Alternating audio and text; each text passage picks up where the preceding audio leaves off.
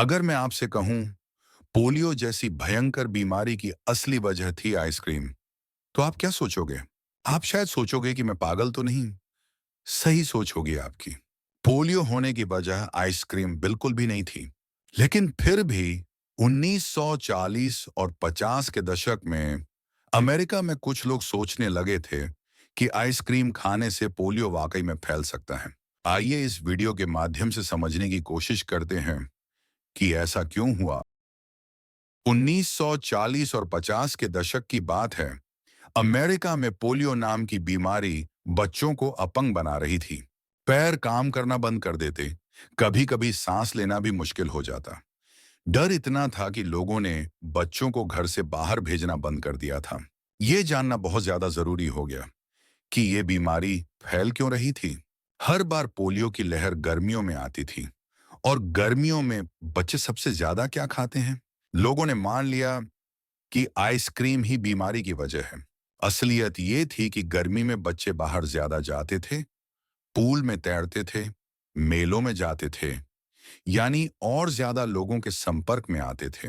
Polio एक विषाणु की वजह से फैलता था, और उसका आइसक्रीम के साथ कुछ भी लेना देना नहीं था। आइसक्रीम, वो तो बस उस मौसम की एक मासूम सी खुशी थी। ये था एक क्लासिक उदाहरण कॉरिलेशन और कॉजेशन का। चलिए इन दोनों शब्दों के अर्थ समझते हैं। आगे इस वीडियो में हम ये भी देखेंगे कि क्या हम आज भी ऐसी गलतियां दोहरा रहे हैं या नहीं। इसीलिए अंत तक देखना मत भूलना। वापस आते हैं कॉरिलेशन और कॉजेशन का अर्थ समझने पर। जब दो चीजें साथ साथ होती नजर आए, लेकिन यह जरूरी नहीं कि एक की वजह से दूसरी हो, इसे कॉरिलेशन कहते हैं। लेकिन जब एक चीज की वजह से दूसरी चीज सच में होती है, यानी कारण और परिणाम का सीधा संबंध हो, इसे कॉसेशन कहते हैं। पिछले वीडियो में मैंने इन तीन तरह के प्रमाणों के बारे में बात की थी। उन तीनों तरह के प्रमाणों में यह जांचना बहुत जरूरी होता है कि हम कॉरिलेशन और कॉसेशन को कंफ्यूज तो नहीं कर रहे हैं। उस वीडियो की लिंक आपको डिस्क्रिप्शन में मिल जाएगी।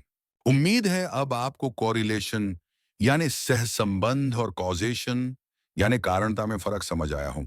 ये एक आम गलती है जिसे हम रोजमर्रा की जिंदगी में बार बार करते हैं।